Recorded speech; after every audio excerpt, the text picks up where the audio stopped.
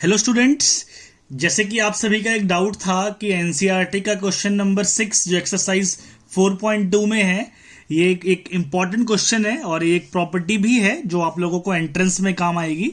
तो क्वेश्चन ये था कि show that 0a minus B minus A 0 minus C B C 0 इस डिटर्मिनेंट को मुझे 0 के इक्वल प्रूव करना है।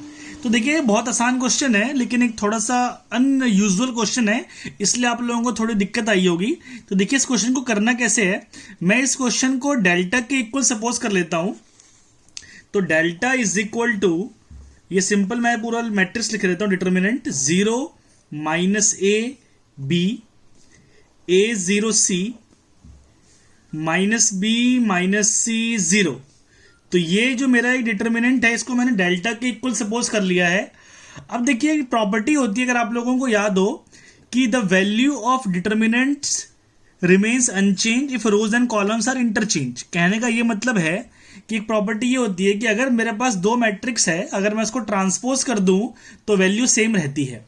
तो पहले मैं एक काम करता हूं कि मैं कॉलम 1 से नेगेटिव कॉमन ले रहा हूं, कॉलम 2 से नेगेटिव कॉमन ले रहा हूं और कॉलम 3 से नेगेटिव कॉमन ले रहा हूं। अगर मैंने 3 नेगेटिव कॉमन लिए तो डेल्टा इज इक्वल टू -1 की पावर 3 इंटू, मैंने अगर तीनों कॉमन लिए हैं नेगेटिव नेगेटिव, तो यहां से क्या आ गया मेरे पास 0 a minus B minus A 0 minus C B C 0।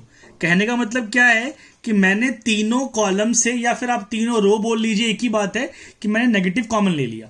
अच्छा, अभी एक प्रॉपर्टी हम डिस्कस कर रहे थे कि अगर कोई मैट्रिक्स हो या डिटर्मिनेंट हो, उसको हम रोज को कॉलम बना दे या कॉलम्स को रो बना दे, तो इसका मतलब क्या होगा कि उसकी वैल्यू सेम रहेगी। तो उस प्रॉपर्टी का नाम क्या है कि determinant of A is equal to determinant of A transpose. तो उसका डिटर्मिनेंट इक्वल होता है, एक प्रॉपर्टी है। तो अगर मैं इस वाले को देखता हूं और इसको देखता हूं, आप चेक करिए दोनों में सिर्फ किसका डिफरेंस है, ट्रांसपोज का। देखिए 0a minus B 0a minus B minus ए 0 माइनस सी माइनस ए 0 minus C B C 0 B सी 0। ठीक है, तो ये इसका ट्रांसपोज हो गया। तो मैं क्या लिख सकता हूं कि delta is equal to minus delta. तो यहां से क्या आ गया, 2 times delta is equal to 0। तो यहां से मेरे पास वैल्यू क्या आ रही है, डेल्टा इज इक्वल टू 0। तो ये मुझे प्रूफ करना था, डेल्टा इज इक्वल टू 0, जो मैं प्रूफ कर चुका हूं।